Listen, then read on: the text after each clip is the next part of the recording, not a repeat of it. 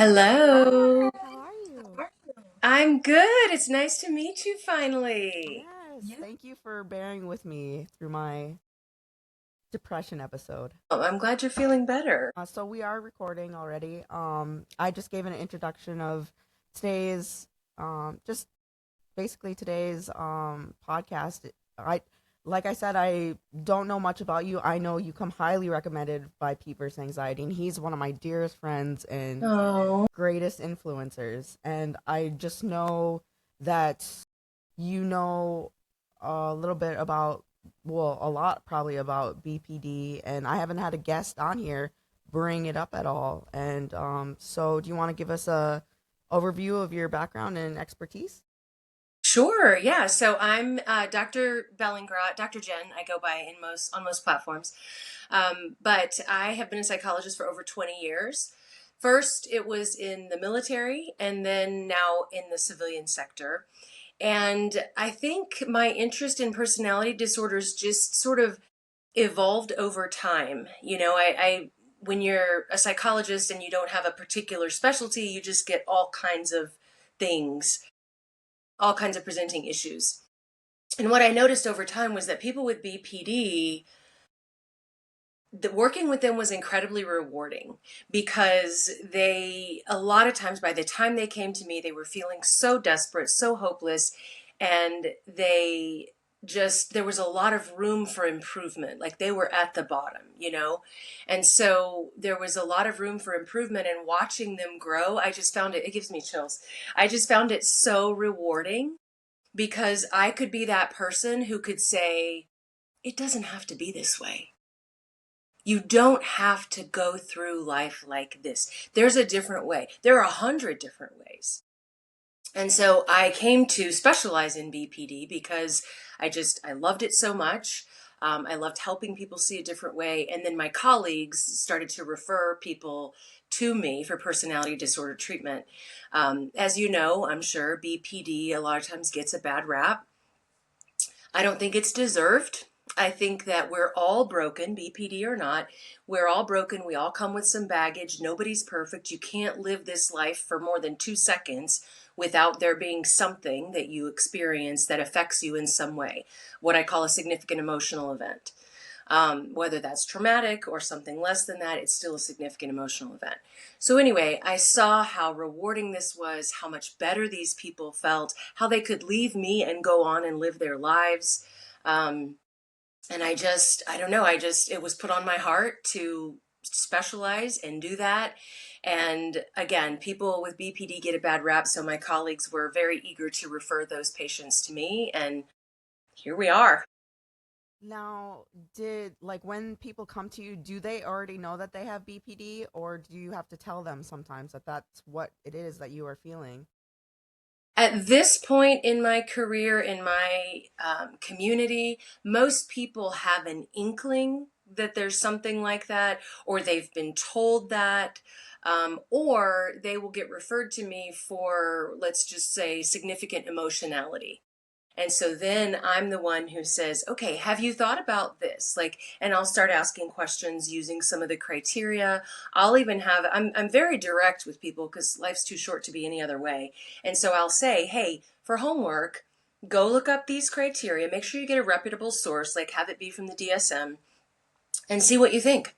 See if you think that fits you. That's kind of what I'm thinking, but you live in your body, in your head, so you go see what you think. So it's sometimes they're aware, sometimes they're not, but they're quickly made aware. And here's the thing. The DBT stuff that I use, the emotional regulation and interpersonal communication stuff that I use it with everybody because we can all be emotionally reactive, right? Like it's just that people with BPD tend to struggle with it more often and more intensely. So I use those skills with everybody. I use them a lot in marriage, which is my other specialty. That was the topic of my first book, in helping people, in couples work together to regulate emotionality. because no one knows you as well as your partner a lot of times, and so they know what buttons to push. Whether they do it on purpose or not is a separate discussion, but they push those buttons, and we have this tendency to react in very big ways. So I use the DBT stuff, the emotional regulation stuff, even in the couples therapy that I do. Everywhere. I use it everywhere. And like, how would you, for somebody that doesn't know or thinks that they know or like has just a small, just what is BPD and how is it different from other like bipolar disorder or PTSD? Okay, so BPD versus bipolar disorder is usually the most common confusion, right? So that's actually my most popular video on TikTok is talking about BPD versus bipolar disorder. So people are very curious about that. And the difference is that BPD, borderline personality disorder, is a personality disorder. Bipolar disorder is a mood disorder. So that's the main difference, is they fall in completely different categories. The biggest difference that I see people challenged with is the mood lability, the mood ups and downs, the mood fluctuations, because we see those in both disorders.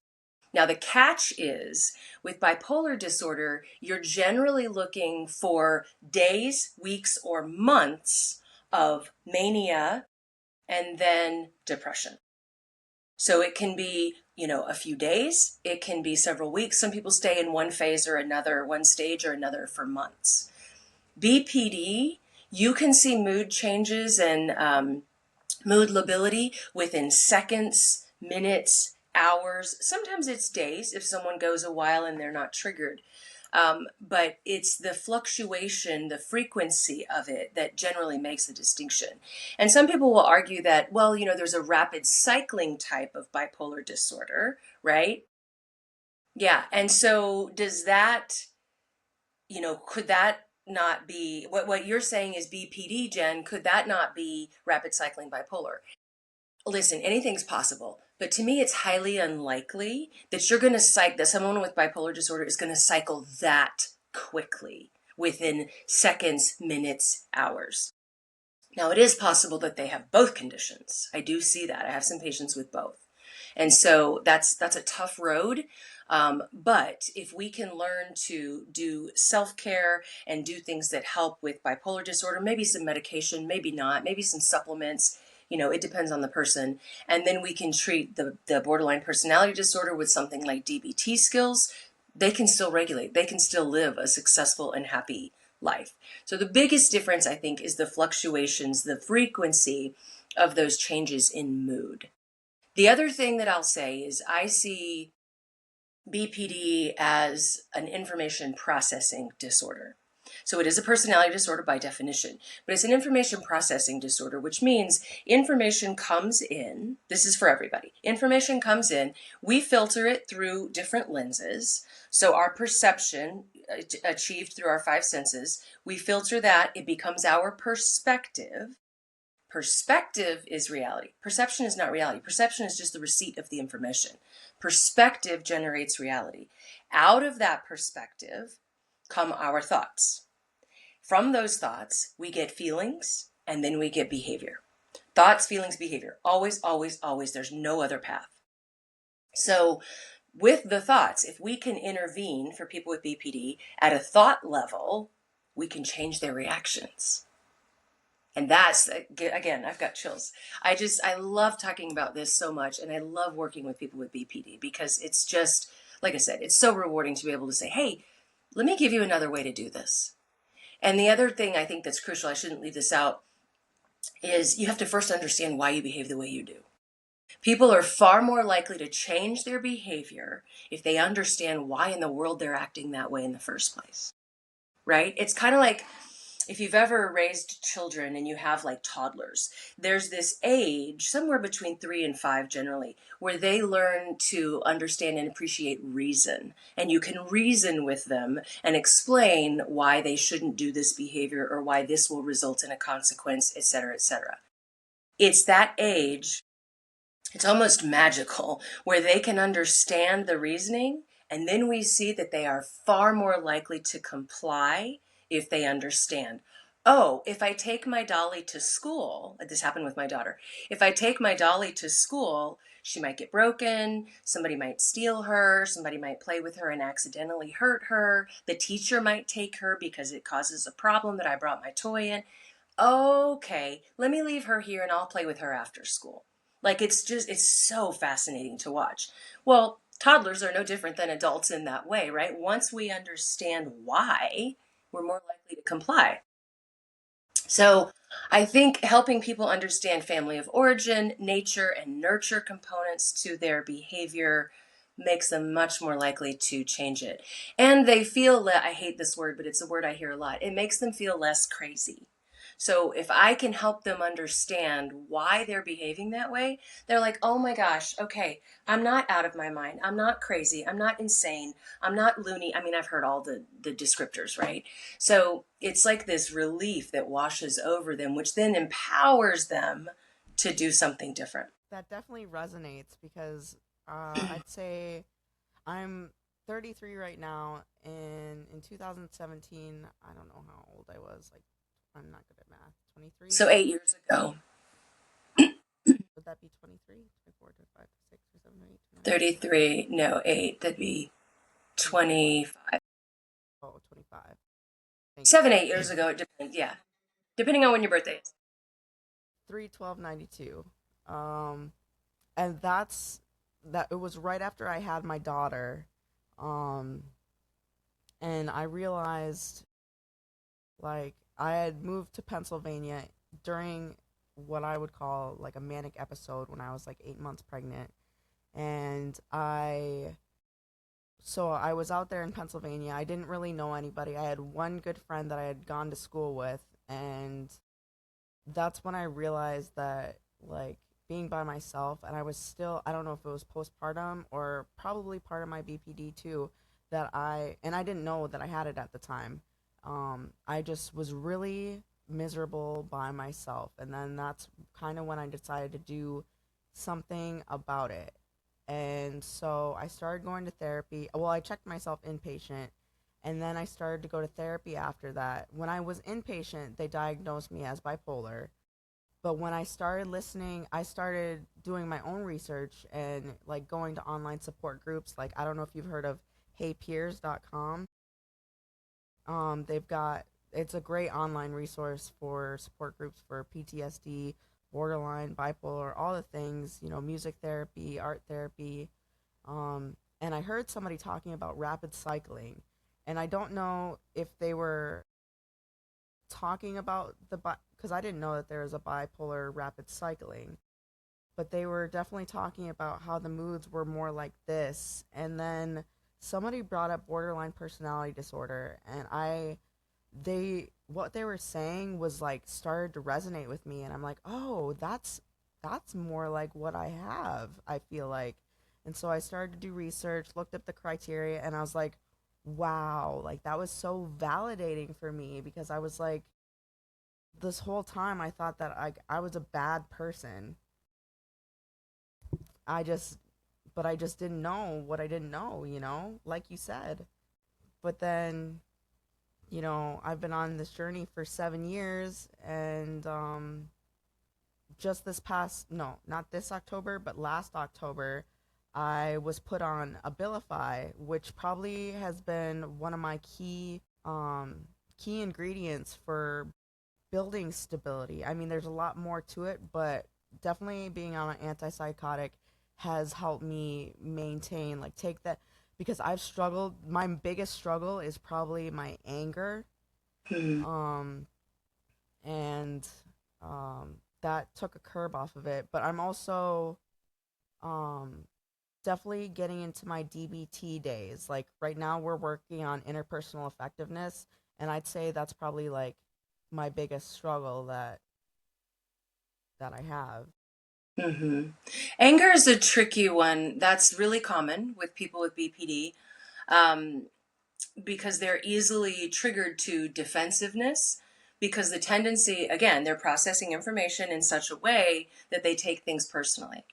So Yeah. that to me is the biggest challenge for people with BPD. It's actually the biggest human challenge, probably. Any sort of interpersonal challenge is when we take things personally because we react out of that.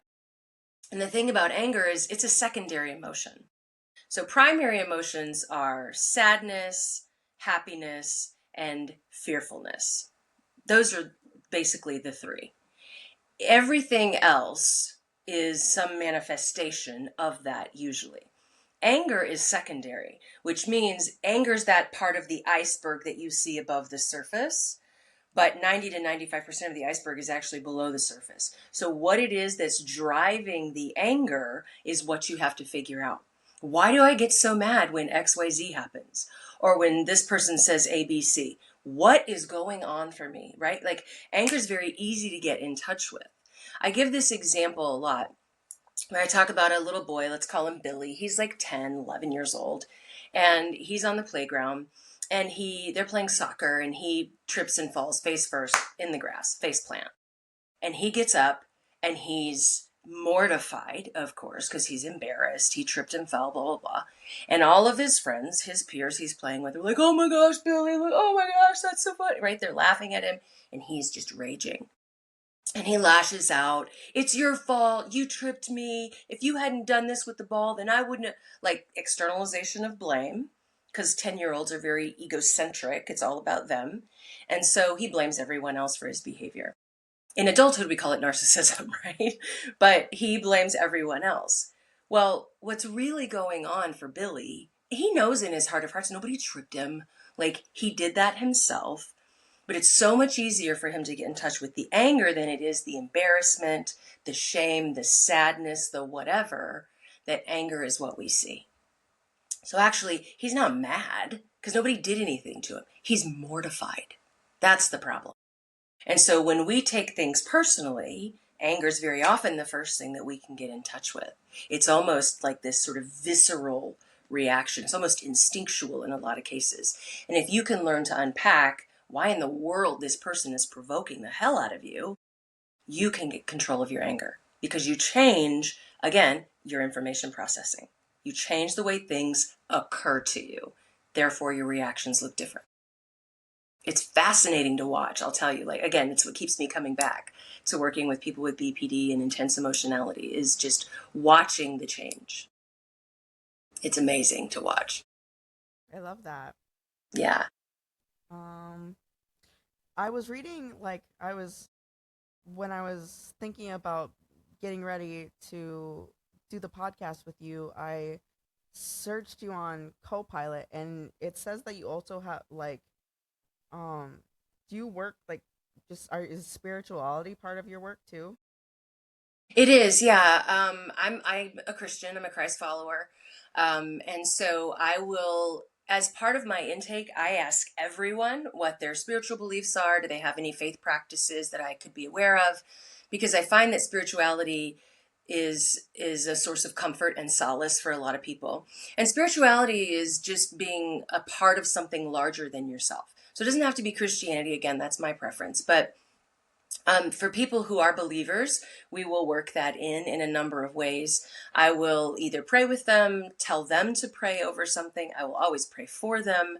Or, we will talk about like, okay, getting into the word or doing a Bible study, getting some support by joining a women's group, going to church, finding a church if they don't have one. So I weave that in if they're willing. I have patients who are agnostic and atheistic, and that's not a problem. It's not something that we explore unless they're open to it, which some of them have been, which is really That's cool. really cool. Yeah. Yeah. So I always assess that and see where they're at to see if this is something we can discuss or if it's something where they're like, no, I'm good. Let's do other things. So it is woven in there. Okay. Yeah. Um, you kind of talked about it. Well, I don't know. What inspired you to pursue psychology in the first place? You know, that's always been a tough question for me. They ask you that when you're entering graduate school, like why do you want to be a psychologist, Um and I can't identify if there's something that happened and I've repressed it, that's highly possible. The brain protects us in a lot of ways. But the thing that comes to mind for me is that I just know what it feels like to have someone support you through difficult times. So, one of my most significant emotional events that I recall is being bullied in junior high. I was actually mobbed. So bullying is when it's one person, mobbing is when it's more than one person. And this was a mob. So I remember, I mean, I can see myself clear as day back then. And I remember walking through that experience, and I'm stubborn as hell. So I decided that I wasn't going to let them bully me into changing my behavior. And I continued with the behavior. Um, and just having that strength, I don't know where it came from. I mean, I would attribute it to God in hindsight, but just having that strength to survive through that and thinking about how it would have been great to have support. And I did. I had friends who were on my side. Um, and having that support through that process, just knowing like I could do that for other people, that felt really appealing. So that's the best explanation I can give. I know a lot of people have like an origin story, and Yeah, like I people in really their don't. family or how they were Yeah, raised, but yeah. that's that's inspiring. That's very inspiring. Thanks. Yeah. Um what about some common misconceptions about therapy and mental health? Oh gosh, how much time do you have, Wanda? Um, right? Like there are so many. When I was in the military, I actually wrote an article about mental health myths.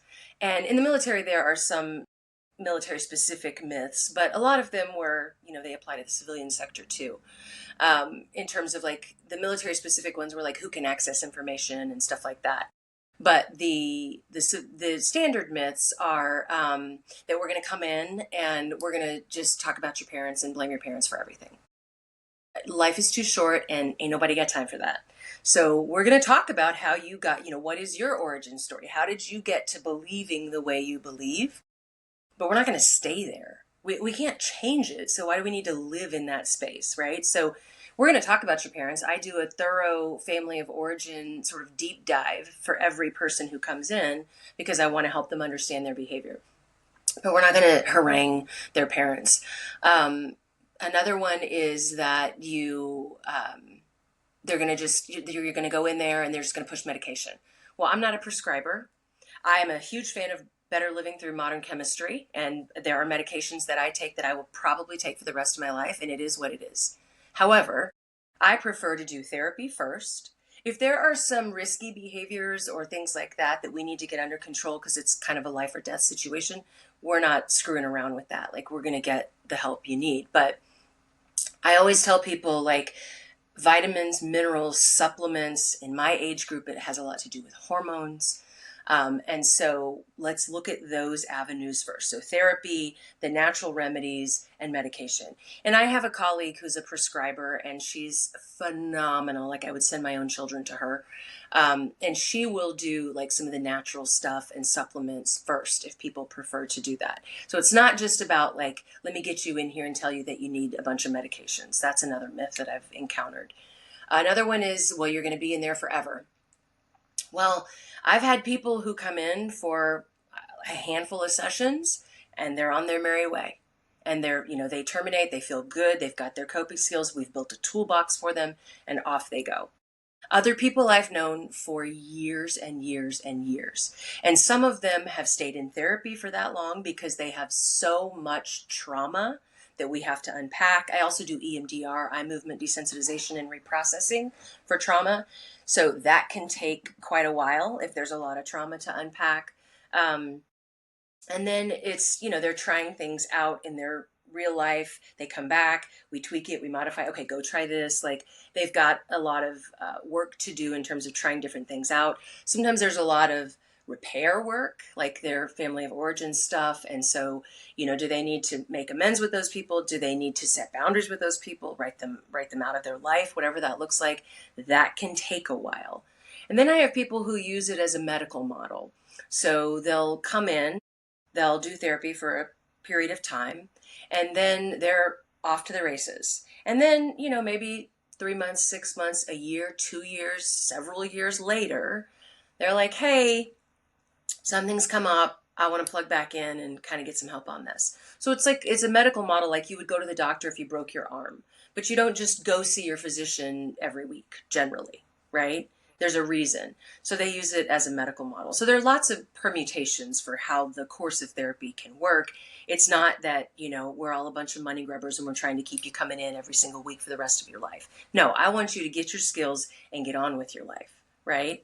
Those are the myths that really stand out. Are there any that come to your mind that I could dispute or refute? I don't know if you could dispute or refute it, but I know that when I first went into therapy, I was thinking that my therapist was going to tell me all the things that I need to change to get better.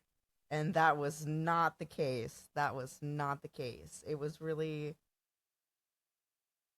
um, she more or less guided me to let me find out what I needed to do.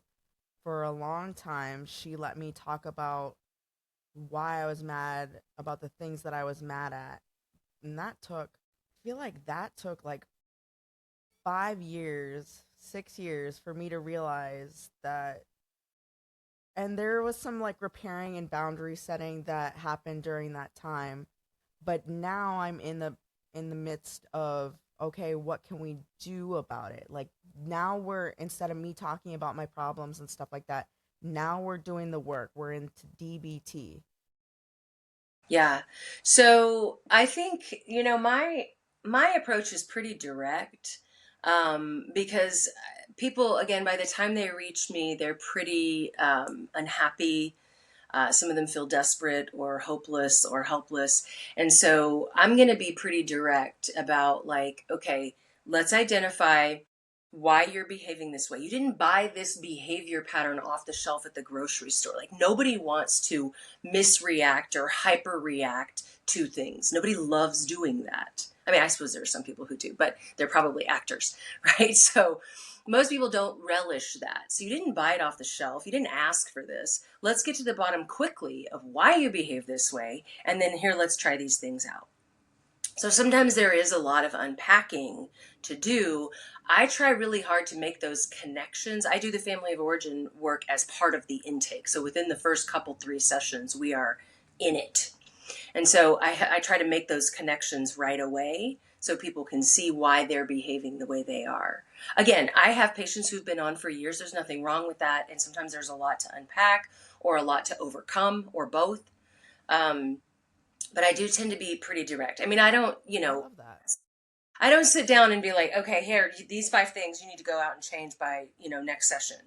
But I feel like people I do want people to arrive at certain ideas on their own because that really is great. But a lot of times people just aren't, they're so embedded in their reactivity and They have behavior no patterns. idea. They have no idea. They can't see the forest for the trees. So I feel like it's my job to point that out pretty quickly. Good on you. Good on you. Thanks. I love it. I love the work. I Something I run into sometimes, like people, like I've been in the mental health community for like 7 years consecutively, and I feel like I know a little bit about stuff. But something I run into, like, what how would you approach a situation if somebody doesn't want to help themselves? They just have problem after problem, and anything you suggest, they don't like, they have another excuse for that problem, or they start on another problem. Does that make sense? Yeah, I think I've seen that happen where people like they've held this stuff in for so long they come in and they just want to download everything, right? And so I'll give people some grace and certainly allow them to get a lot of the feelings out, but the minute I start identifying patterns or trends, then I'm going to highlight those. So a lot of people will they come in a very self-victimized place, that I'm a victim of my past, these horrible things happened. And some people find this a little controversial. I just find it truthful that there's no such thing as a victim who's alive. Victims die, survivors live.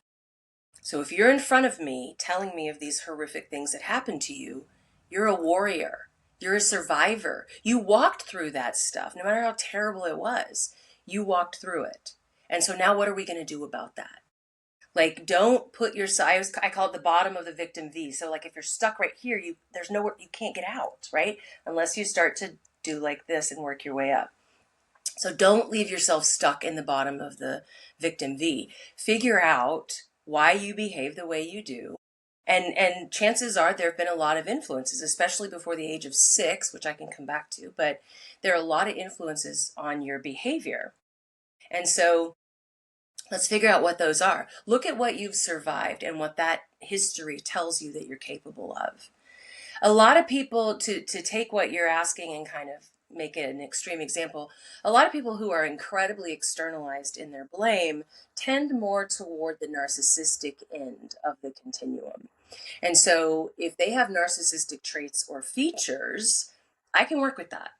Full blown through and through narcissistic personality disorder, they generally don't end up in my office because they don't think they have a problem. The problem is everybody else. So a lot of people have asked on TikTok, like, what do you do for people who have a problem and they just don't even see it? They're unwilling to see it, especially people with BPD, where people outside of them can really see what's going on, but they are just in denial or, whatever.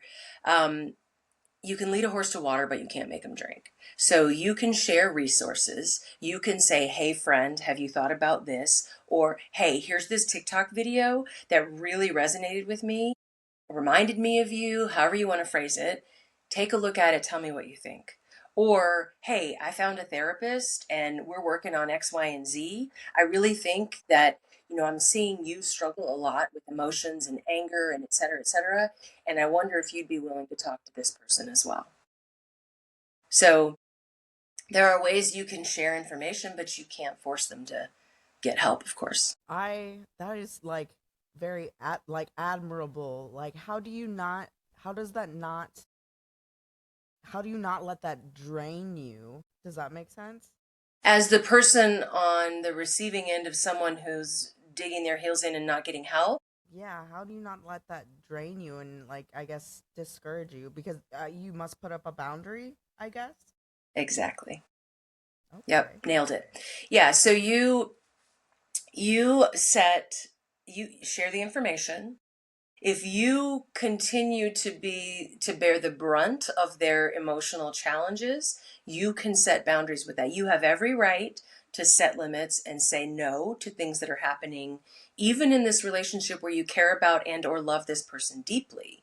You don't have to endure being the receiver of their bad choices, bad behavior, externalization of blame, whatever. So you can say, you know what? I can tell that you're really upset right now, and I get that. Why don't we come back and talk about this later? Or you can do like on a phone call, I'll tell people to use the 3 strikes you're out method. So if you're trying to talk with someone about an issue and they escalate and they're yelling and they're cursing, even if it's not at you, it's just to you still don't need to endure that. So you can say, you know what, friend, I can tell you're really upset, but I'm going to have to ask you to not treat me this way, not to stop yelling at me, to stop cursing.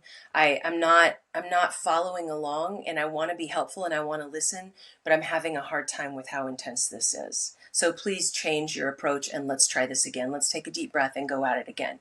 Okay, so that's one.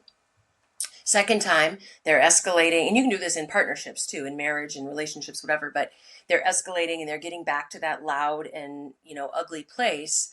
Okay, you know what, friend? I really don't want to be a part of this. This is really getting my nervous system amped up. So if we can't continue this conversation in a more compassionate or calm way, then I'm going to go. So that's two. Now they do it again and they're yelling and doing the things. And then you say, you know what, friend, I'm going to get off the phone. Why don't we try talking on Tuesday? Or why don't we, touch base in the morning? or what have you. Now, if it's in person and it's egregious, like someone is physically harming you, no, we're not doing three strikes. You get the hell out of Dodge and you don't look back, right? Like, do what you need to do. Go to a safe place, call the police, whatever. You get to have your boundaries in that situation. You don't deserve to be put hands on. I want to put a pin in that. Like that whole thing, the 1, 2, 3 is very helpful because Good. I have trouble putting up that boundary because I want to be somebody's safe space, things like Hmm. that. But that you can't, give if you're empty. So I don't want to empty myself. Thank you for that. I Of love that. course. Yeah. Yeah. Three strikes, you're out, just like baseball.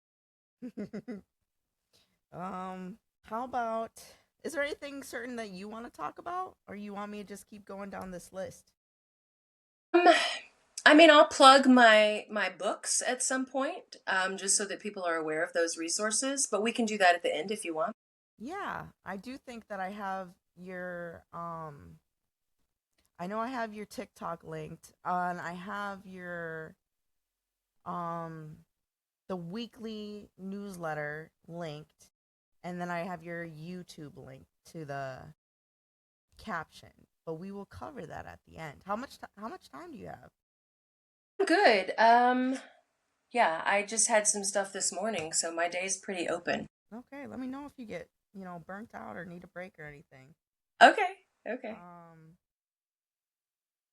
why relapse, burnout, or self-doubt aren't signs of failure? Okay. So relapse is just a slip back to previous behavior. Remission is going fully back and staying in that behavior. So you've remitted back to the behavior. So we talk about remission. Someone's in remission when their diagnosis has gone away or been cured or hasn't been around for a very long time, let's just say. But I see remission as the other way too. So if you have BPD and you've done a bunch of work and then you're not in therapy or you don't have accountability or you're not doing self-help or group or something like that, and you go fully back to that behavior and you're stuck back there again. Relapse is like, I mean, we think about that in addiction, right? So if I'm an alcoholic and I go to, excuse me, therapy, AA, inpatient, whatever, and I quit drinking, like 100% quit drinking, but I go to a party and my friends are like, oh, just do one shot with us, come on. And I do a shot, now I've relapsed. But that's a pivotal moment. What am I going to do going forward? So if I've already relapsed that night, I fell back into my old ways. If am I going to keep that way for the rest of the week? Am I just going to keep drinking and tearing it up and like screw it, I'm back? Or am I going to turn things around and say, you know what? I had a slip and I'm going to keep going. So relapse is not an indication of failure at all. It's a slip. It's a return back to a previous maladaptive coping. It I doesn't feel mean like you it can't can go also forward. be like a big part of healing too, to see how far you've come. Yeah, so I post most of my BPD content is on TikTok. That's where I post the most. That's where the audience for BPD is the strongest. And I posted about this recently. The caption was, a person with BPD had me in tears this week. And what it was she's one of my longstanding patients who did therapy extensively for a time, and now she's medical model. So she only comes in when something's broken. And she was talking about how she handled this situation at work. This is a very historically very volatile person, many fights, physical fights in her life. Um, just this is how she went through terribly traumatic history, has lost multiple family members to suicide. Like, it's been a rough road for her. And she was talking about this work situation and how she handled it differently. And you could just see, like, it wash over her, this realization that she did something different, that this person 5, 10 years ago would have, and I'm not kidding you, beat the crap out of this coworker who was giving her flack. And she was like, she channeled her woo-saw and she got all up in her toolbox and did the right thing. It was beautiful. And so it was really rewarding to see her say, like, I did it differently. And I'm like, yes, girl, that you of 5 and 10 years ago. She's like, oh no, I'd have been in jail. I've been in jail. Right? Like she could see. So that journey has not been without ups and downs. Right? Think about it. So she's, I think, in her 30s. For me to expect that I'm working with her for a few sessions and within a month she's going to turn around decades of behaving a certain way, that's unrealistic. Like that's radical, magical, miraculous change. And it can happen, but it's generally the exception rather than the rule. So the rule is more often what we see is people, like I said, I give you the skills, you go out, you try it, you succeed, you falter, whatever, you come back, we tweak it, we modify, you go again, you try, shoot, it didn't work for this situation. Okay, come back. Let's figure out, okay, in that situation, that person is really a trigger for you. So we're going to do these things. Okay, go try it. Okay, that worked. Moving on to the next issue. So it's this sort of very dynamic process. It's not a one and done kind of thing. So you're gonna relapse, you're gonna falter, you're gonna slip, you're gonna go backwards. But what I tell people is if it's one step forward or one step, two steps forward, one step back, that's a net gain of one step. So we're gonna count that as a victory. That at the end of the day, you're moving in the right direction. So celebrate that and reinforce that within yourself and just keep it moving forward. I love that, and I think that's really important for people to know because a lot of the times, once people fall back or get a um, step backwards, they just. I know for myself, I would get so discouraged, but now I'm learning that sometimes it's a blessing in disguise. So Yeah, I think it can show you, it can be a beacon. Okay, here's how far I've come, and maybe here's what I need to work on next. So it just helps you on the path of personal evolution, in my mind. It doesn't have to be, a complete remission or this terrible, awful thing. It can be, it's just temporary, it's a slip. very good. Yeah. Um, this one, I think I might struggle with this too. I don't really the concept of gaslighting yourself and how to recognize it. Okay, so did you see the webinar that I did on gaslighting yourself? I did not. Okay, so I thought that's where you got that from. So I just did it's live right now. It's a free webinar on 7 ways to stop gaslighting yourself. And is that on your YouTube? It is it's through my website, so my training website, which is the psychoeducationacademy.com. Well, that one I don't have pinned. Okay. You'll have Yeah, so to. that's where I've got a bunch of training there. There's free training, there's paid training, there's an after action review for therapy to make sure you're getting your money's worth out of therapy. There's a free gratitude exercise. There's all sorts of stuff. There's overcoming negative thoughts, self limiting beliefs. There's a sleep package, all sorts of things. But that's the psychoeducationacademy.com. And you can go there and get it's linked in my bio. Is it your TikTok Yes. bio? Yeah, so TikTok Oh, is Shrink Think with Dr. Jen. yeah. And then I posted that. I thought that was just the weekly newsletter. Um, Well, there may be, so the drbellingrot.com is where you sign up for the newsletter. And yeah, that's the then, one I have. And you said the other okay, one's Psycho Academy. the psychoeducationacademy.com. Education. Because I'd like to check this out for myself.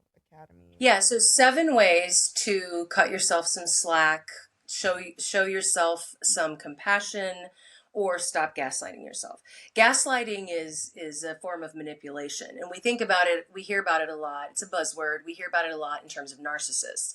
But we are very good, unfortunately, at gaslighting ourselves into believing the wrong things. And so this goes through it's letters A through G, 7 ways to cut yourself some slack. I think it's huge. Show yourself some grace, be compassionate with yourself. Um, One of my favorite strategies for that is what I call BYOF. We were talking about this on the Yeah. TikTok live. Yeah.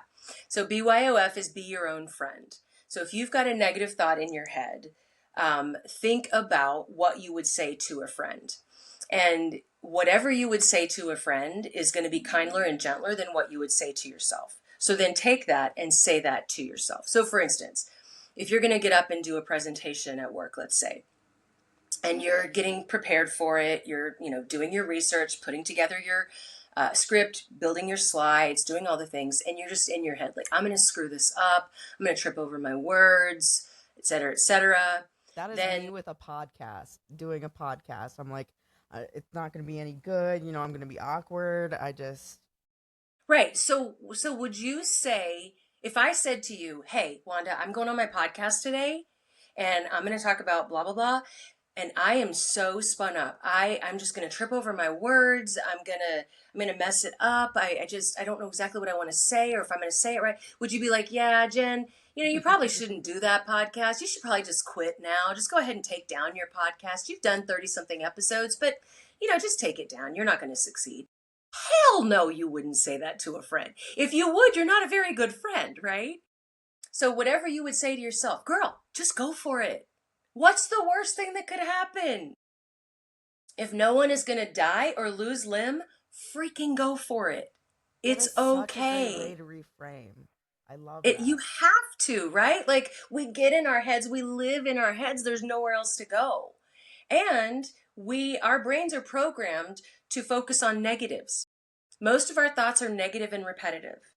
It takes 5 positives to outdo 1 negative. And that's just a start. Sometimes that doesn't even work.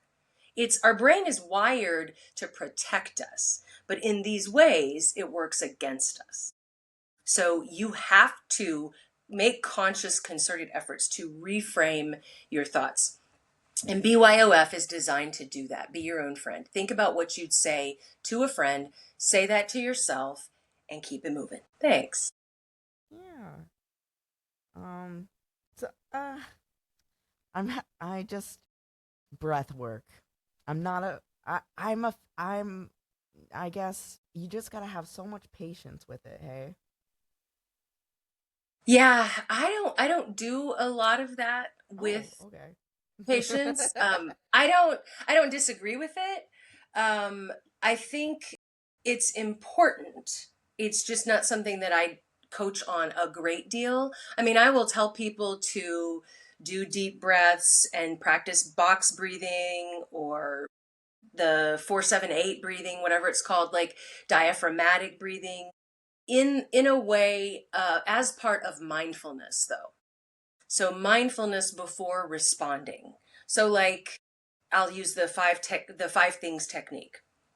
So when I'm coaching on mindfulness, which is it's the first component of DBT, I'm talking to people about like, okay, all you have to do is learn to respond versus react. It's not easy, but it is a simple concept, right? Amen. So it is not easy, but it is a simple concept in the sense of just taking a pause before you respond. So 5 things technique is, okay, my partner says something to me that feels very inflammatory, very provocative, very antagonistic, whether they mean it to be or not, separate discussion, but this is how I am processing the information. And so before I respond to this fool and lose my stuff, like, how can I contain this emotionality? So I will tell people, take a deep breath and look around and count 5 things. So books, lamp, bookshelf, picture, candle. That is just enough of a pause for your central nervous system to be like, girl, keep it together, right? Take a deep breath and now respond. And that response could be, you know what, I'm going to need to chew this over with a Twix. We're going to have to come back to this, right? Or that response could be, I'm genuinely responding to what you just said to me. Responses can look a number of ways. People, especially people with BPD, feel like they have to respond immediately to what's happening. And you don't. You really don't. That's our inclination. But that goes back to you feel like you have something to defend because you're personalizing whatever this person said to you just now. And it's not personal. And you know why? That's because nothing is personal. Everything I say, do, believe, everything you say, do, believe is personal to you. I don't have any control over that. I don't have any power over that. It's not mine. It's yours. So, what I believe and how I respond is what I do have power over. So, getting people to practice mindfulness for just a nanosecond helps them to see how they can learn to control that. So, I will put, just very little bit of brief of breath work into that, but a full concerted breath work effort. I find a lot of people who are very dysregulated with BPD aren't really able to do that, at least not in the beginning. So we've got to get them some coping skills that they feel like they can implement right now. And some people can do breathing and some people can meditate and whatever, and other people can't. So I'm a fan of breath Amen. work. I just don't coach it terribly much, I find. That's helpful because, like, you're right. It's hard to, when you're so heightened, it's hard to focus on that. What you were saying um, reminds me of the quote, "Your perception of me is a reflection of you. My reaction to you is an awareness of me." I love it. Very nicely stated. Yep. Yeah, how you see me is none of my business. That's all your business and your decision. What other people think of you, none of your business. Your business, your remit is focusing on what you can control and what you believe and how you behave, and And inserting that mindfulness to practice and be differently. Be different, practice differently, behave differently, whatever that, however you describe that. amen. Real. Yeah, I love it. Practical strategies for moving from insight to action. Specifically for BPD. Let's do that. Yeah. So get a coach. Really, like get some help. Don't try to do it on your own. We're on a planet of Amen. over, right? We're on a planet of over 8 billion people. Whatever your belief system is, it doesn't matter. We were not intended to go it alone. Otherwise, we'd each have our own planet, okay? This 8 billion people on this planet, because we're supposed to be helping each other. Ridiculously paid athletes who make gazillions of dollars a year still have coaches, right? Mega millionaires who are in the coaching industry and then motivational speaking and still have coaches. That is great So, advice. right? So get a coach because you when you're in the muck and the mire of it, you can't see the forest for the trees. God, You no. can't see that if you do have the insight, that's great. Not everybody has that. So that's where the coach comes in first. But let's say you do have the insight. You're like, man, I don't know why I act this way, but I hate it and I've got to do something different. So how do I put that into practice? Well, if this is the only way you know how to be, because that's what you've learned and done for decades, you can do it on your own. You can read books, you can attend seminars, whatever, but that's a form of coaching. Like you're taking coaching from somewhere. I think with BPD and intense emotional reactivity, a therapist is your best bet because they're going to help you make those connections to understand why you act this way, give you that power over it so that you're a survivor, not a victim.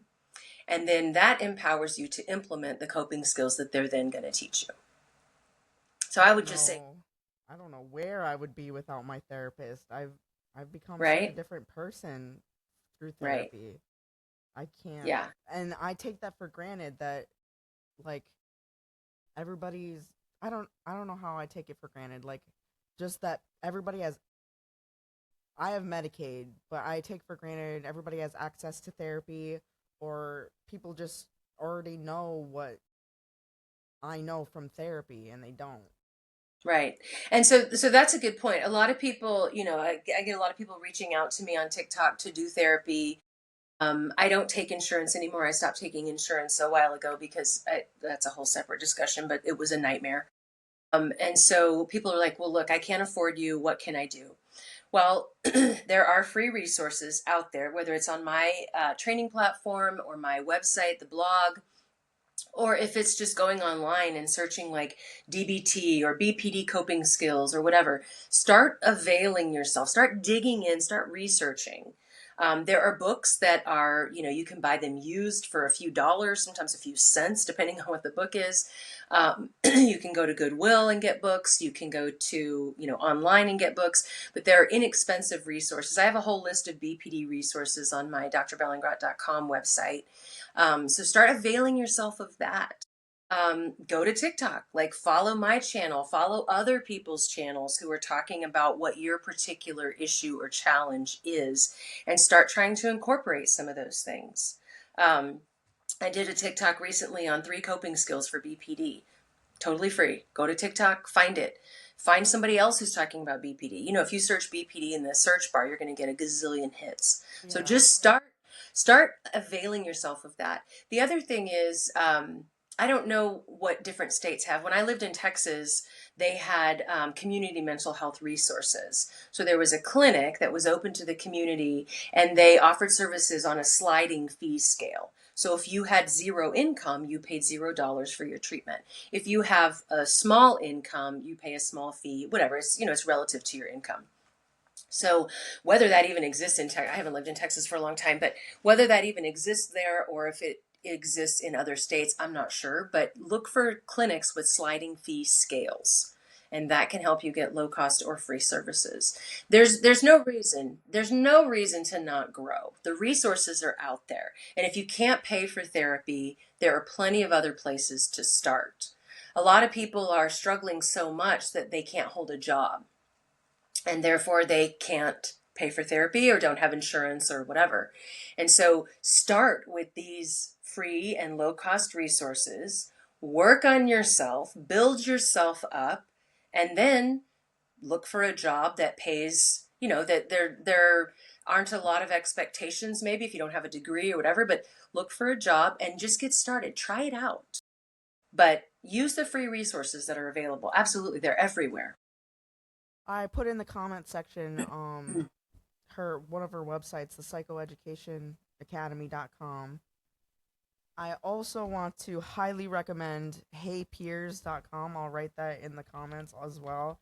That's where that's where my journey got started and where I found a community and built support, and I still talk to people from there.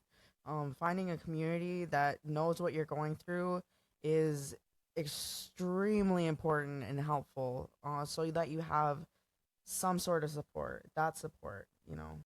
Hmm. Yeah, just get started. Just start somewhere. That all these other ones, everything's kind of running together now. I've loved talking. This is probably one of my favorite podcasts because Oh, a thank lot of what you. you say resonates with me, and it's so good. Like I love that you exist. I love that you love to learn about this. You can really tell your passion. I will say that. Good. Thank you. That's a compliment. I want that to be conveyed. It doesn't have to be so difficult. There are ways to do things differently. Absolutely. Amen. And definitely check out her TikTok. There's so many helpful videos on there that you can get into. And she does host lives on TikTok. I wrote her TikTok handle in the caption section. Um, Maybe a couple more questions because I know that we're running a little bit of a long one. This is probably my longest podcast, but I just love We're going Joe Rogan style today. I just love the information that you have. It's just Yeah. very insightful. Thank you. Let's hit a couple more questions and then I'll tell people about different resources and books. What shifts do we need in how society talks about mental health? Lord, Wanda, that's a whole other podcast, sis. Um, oh gosh. And how can caregivers, educators, and advocates support this change? Whew, that's a big one. So I guess the most simple thing that I tell people is, look, your brain is an organ, okay? Just like the pancreas. Pancreas produces insulin, right? When the pancreas doesn't produce insulin, we get diabetes. So if you had diabetes and you needed insulin, because that can be life and death, we know, would you not take the insulin? Because you think you should be able to fix it yourself or overcome it or turn your pancreas around? GTFO. I can't. Just get out of here with that, right? So you would take the insulin or you would see the doctor. You would make lifestyle changes because you're not trying to die. You want to stay alive. Why do we think the pancreas is any different than the brain? Help me understand. Tell me like I'm a kindergartner, right? That makes zero sense to me.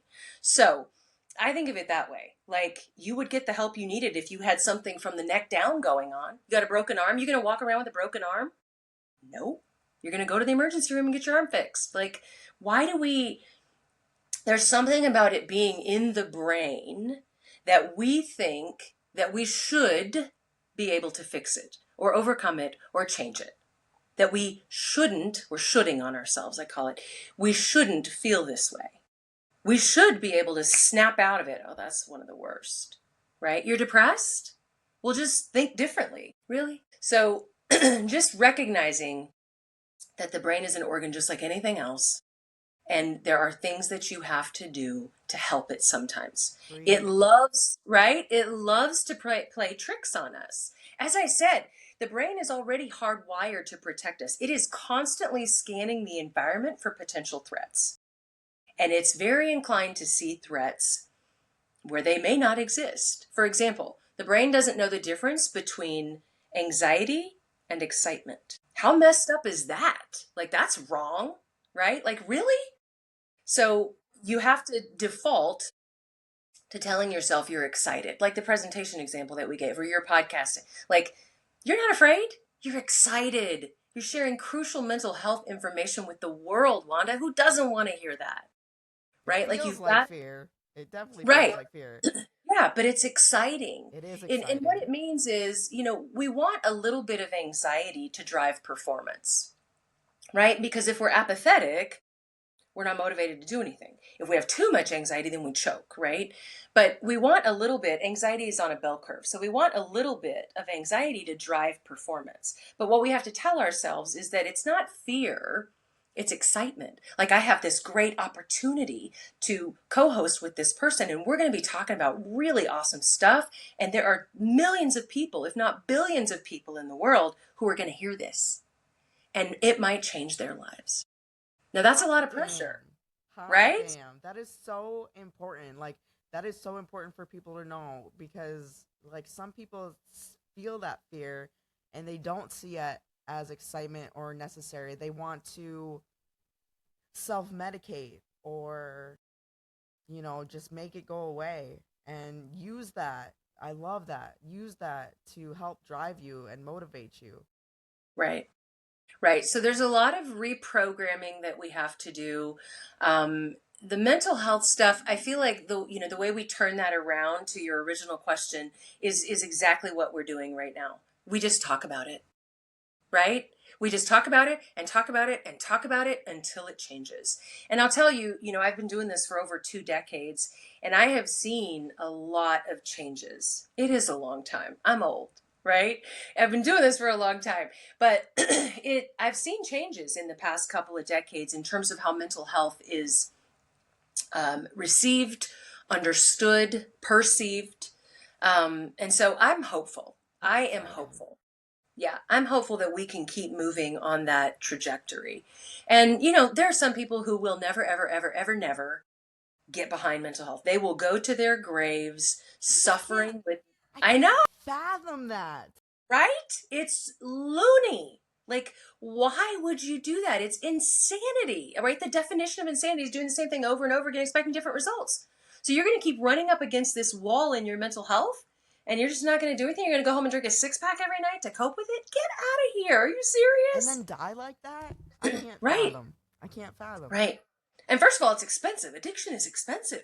Whatever you're addicted to, right? Alcohol, drugs, gambling, prostitution, whatever. Like, whatever you're addicted to, it's expensive. Like, just go get the help instead. How about? Yeah, it's hard for people like you and me to understand people like that because we get it.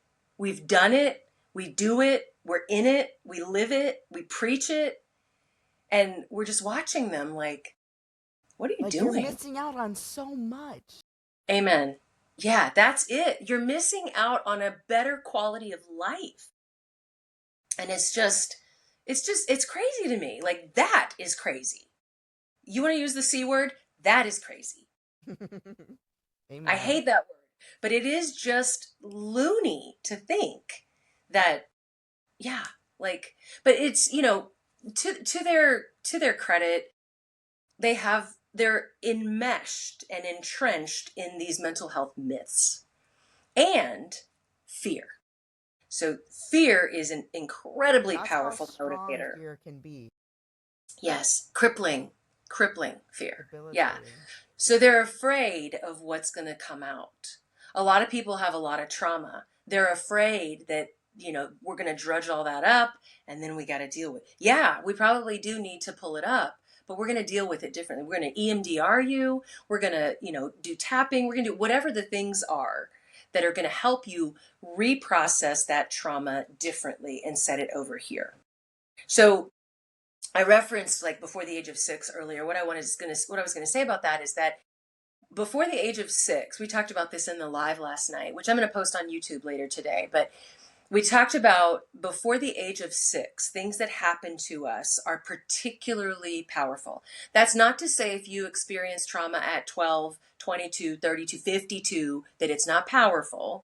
But before the age of 6, we're in a brainwave state known as theta. That's the same brainwave state we're in when we are hypnotized or meditating. What that means is we're highly malleable, we're highly influenceable in that brain state. So that means that the stuff that comes in from when we're, age up to age 6 hits extra hard, and it develops core beliefs within us. And those core beliefs that are negative, the negative core beliefs, become self limiting beliefs. And so, what we have to do is go back to those early experiences, the early trauma, the early messages we received, even if they weren't traumatic, but they were negative, and reprocess those. So, pull it up, reframe it, reprocess it, and compartmentalize it in a healthy way so that you can get on with your freaking life. That's the title of book number 4, by the way. Get on with your freaking life. I was gonna say, I love that. How, Yeah. um, I guess before we get into your any final thoughts, On, just anything. I feel like we covered a whole dang lot today. yeah, yeah. I love that we talked mostly about BPD because there are so many people hurting that I want this information to reach. And you asked great questions, like really getting into the depths of it, like what's going on, how do we fix it, what's going on for people, how can Thank we you change for this? that because Yeah. it was so easy to relate to this and want to know more.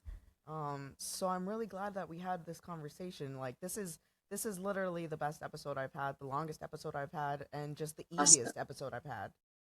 Wonderful. I love hearing that. I love it. So yeah, I would say that, the takeaway here is just get some help. Don't live this way, Amen. right? Don't torture yourself And every it day. yeah, like people think that oh it's gonna get better, like I just have to do this this and this like myself and it's just gonna pass. Listen to Dr. Jen. Right? Right. That's like saying I have insulin dependent diabetes and I'm just gonna, change my diet a little bit and maybe take a walk once a week and it'll pass. No, no. Get the help. 8 billion people on the planet. We're not meant to go this alone, whatever this is for you. Like, just get the help. If you can't afford the help, I get that. Get the free resources. And Go helping search. yourself is gonna help other people too. It's gonna be inspiring. You're gonna get healthier for your next generation to come because generational trauma is very real. Very Yes. real. So learn it for your kids so that you won't they won't have to reprocess all the information when they're older. This was very helpful too for like I have a 3-year-old and I tell Oh, his dad he's great. He is great. I I love tell his it. dad all the time, we are teaching him to learn to love himself. Yep. Amen. Yeah, and you're in those extra crucial years before the age of 6. So whatever you pump into that kid for the good, that's going to serve him for the rest of his life. It's exciting. 3 to 5 is like my favorite age. It is. It's a very fun age and he's learning and he's oh, it's just fun. I love it. Good for you. What a sweetie. Thank you so much. And tell us all Yeah. about I didn't know I don't think that I knew that I might have known you had one book, but I didn't know you had at least four. Well, right now it's two and a half. So let me explain that. So the first book was called Fix Your Freaking Marriage: Practical Tips to Just Start Somewhere. And the book is not just for married people. It's for people in any relationship because it's actually a primer for like premarital counseling or therapy or premarital work or connection, whatever you want to call it. Because the first thing I do in the book is talk about 11 reasons that marriages fail. So you can go through there and make sure you're not hitting on those. And then I talk about 16 crucial elements. I talk about forgiveness. That's the first really meaty chapter. I talk about dealing with challenging personalities in your relationship. I talk about conflict resolution, fair fighting. I mean, it's 76,000 words on relationships. So that's Ooh. on. Yeah, it started out, it's so funny. It started out as I'm like, okay, I want to hit 20,000 words. That's kind of the minimum for a self-help book. So I'm typing along, and before I know it, I'm at 76,000 words. And I'm like, I should probably wrap this up, like, let's put a cap on her. So Fix Your Freaking Marriage, that's on Amazon and Barnes and Noble. And the second book is called You're Not Crazy, the Perimenopause Survival Guide. So that's the season that I am in. Love it. And it talks about different things: sleep, weight, diet, mood. That's, of course, my bailiwick. So I talk a lot about how to regulate mood in perimenopause. And guess what skills I'm teaching? DBT, emotional regulation. So that is the second book, and that is on Amazon exclusively right now. The third book is currently loaded into Amazon. I'm waiting for covers from my marketing team. And that is it's called The Betrayal Breakthrough: Transforming Pain into Power. So, whatever kind of betrayal you've endured, because we've all been there, it's part of being human. This book talks about how to overcome that betrayal with strategies upon strategies upon strategies. So, it started because earlier this year, I experienced a professional betrayal. It wasn't the first one, and it won't be the last, but it surprised me. So I was up in my feelings a lot, and I'm like, I have got to get this out. So I get on the treadmill, I'm on my laptop, I'm like walking and typing, and before I knew it, I had 6,000 words. And I was like, okay, I guess this is going to be book number 3. So kept going, and it's in the 20s now, but that one is about to be published on Amazon. And then the fourth book is the one I mentioned, Get On With Your Freaking Life. That one is kind of outlined, and it's based on a course that I teach on my platform, but I'm taking that course and blowing it up into like a really deep dive into overcoming self-limiting beliefs and sort of resetting those early beliefs that we develop that don't serve us in the now. So those are the 4 books. Are those Two of them listed are on public. the your psychoeducation academy? I Yes, they okay. are. Mhm. Good, Yeah, good. those are there. It's got like a screenshot of what the books look like, and then there's a link right to the book on Amazon as well. Okay, and I've listed that link in the comments, and I'm also gonna go back in and list it into the caption. It Yeah. sounds like we're gonna have you back eventually because you cover a vast variety of very, very great topics. Topics that Thank you. You had really good questions that are important, I think, to answer and to help people understand these things. So yeah, kudos to you. Absolutely. So yeah, so the 4 books are out there. The Psychoeducation Academy, drbellingrot.com is where you can get my free newsletter. Unsubscribe anytime, no hard feelings. If the content doesn't serve you, just back out. I get it. Everybody's inboxes are overflowing. Um, and then the books are on Amazon. you also Shrink have a Think. podcast, correct? Yes, yes. It's called The Psych with a Mic. So that is, yeah, that's available on all the platforms. And Shrink Think with Dr. Jen is me on YouTube and Instagram. And then my Facebook is just my name, Jennifer Bellingrot. You can find me there. That's my professional page. It's not a personal page. So I'm putting a lot of resources Ooh, out and definitely stuff gonna like add that. you. Yeah, thank you. And if you live in the Phoenix West Valley area or the Arizona area, or you're willing to travel, I am curating a West Valley Women's Summit coming up soon where we are going to learn all about boundaries, how to set them, Gee, why we need them, all of it. that's wonderful. I love that for you. Yeah, I'm excited. I'm super excited. All right. Trying to think if there's anything else. Oh, and don't forget to check her out on TikTok. If you're limited on time, watch her TikToks. They're very informative. Thank you. Yeah, that's where most of my BPD content is. So if that's something that you're wrestling with and you don't want to do all the things because it can be overwhelming, all the places, Yeah. but TikTok is probably the best place for BPD content. Yeah. All right. Well, I want to thank you again so much for coming on my podcast. Oh my Thank you for God. all the information. Just thank you, Absolutely. thank you. Yeah, my pleasure. Thank you for having me. Oh, I loved it. I loved it. Good. Have a great day. You too.